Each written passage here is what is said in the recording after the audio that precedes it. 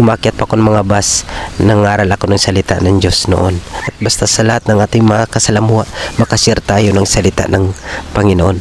Kaya sabi ko, sana kung noon lang na uso ng pag-vlog, siguro ganun yung mga content ko nung mga time na yun.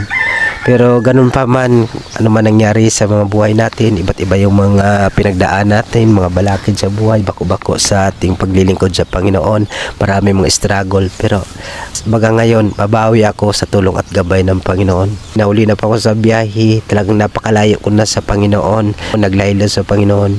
Pero pilitin ko sa tulong at gabay ng Panginoon na makaahon ako ulit at umpisan ko muli yung pag-serve sa Panginoon na maluwalhati ko siya at may pangaral ko siya sa buong buhay ko na sana hindi pa huli ang lahat para manumbalik sa Panginoon, hindi pa huli ang lahat para tuluyan tayong malugmok sa kasamaan sa mundong ito. Ngayon ang panahon pang magbago. Kung sinasabi nila dati noon na malapit ng Panginoon, mas lalo ngayon malapit ng Panginoon, mga kapatid. Kaya huwag tayong manghinawa sa pagpupuri, sa pagsamba sa Panginoon.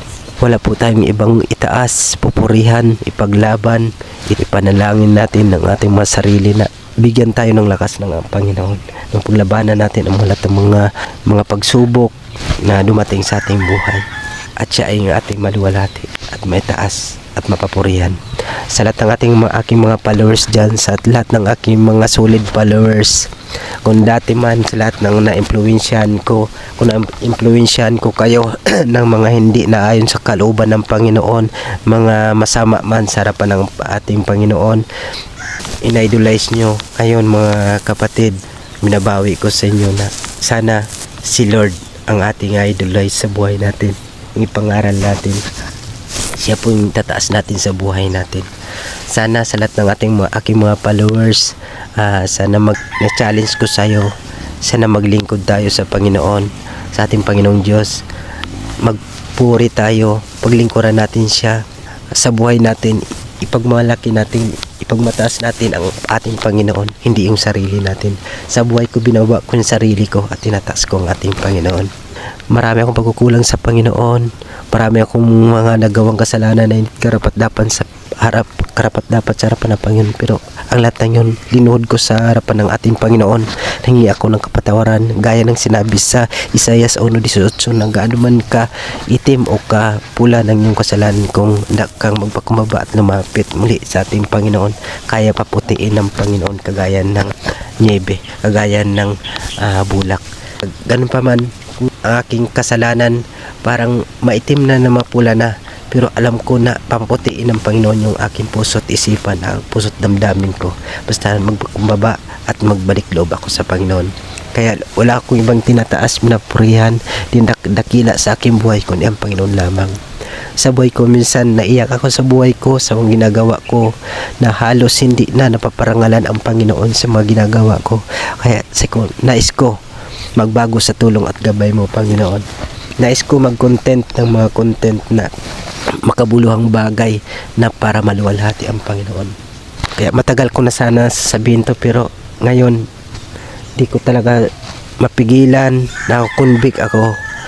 Ano kung bakit na minsan marami ako nakikita na nagbabalik loob na sa Panginoon. Dati siyang mga sikat na vlogger, mas sumikat siya sa mundo dahil sa pagiging pag-vlog, sumikat siya, pero hindi niya natagpuan ang tunay na kaligayahan, kundi bawang sa Panginoon lang niya natagpuan ang tunay na kaligayahan. Kaya sabi ko, bakit di ko rin gawin ang mga bagay na yon na ikaparangal sa ating Panginoon at kalimutan ang mga walang kabuluhang bagay na hindi karapat-dapat sa ating Panginoon. Kaya Lord, sa buhay ko, tulungan mo ako, Panginoon, sa buhay ko. Sana may pagpatuloy ko ang pagiging vlogger o pagiging vlogging. Basta ang aking may bablog ay isang makabuluhan sa harapan ng ating Panginoon. At hindi sarili ang iniisip, kundi ang kapakanan ng ating Panginoon na maluwalhati siya at may taas. Ano pa man, hingi ako ng kapatawaran sa ating mahal na Panginoon sa lahat ng mga nagawa kong kasalanan, sa lahat ng mga nagawa kong pagkukulang sa Kanya.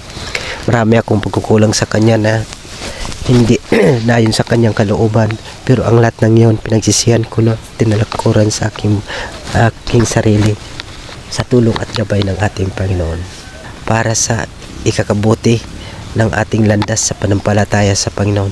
Sa ating pagbablog, nais nating ipahayag ang salita ng Diyos, hindi yung ating mga salita.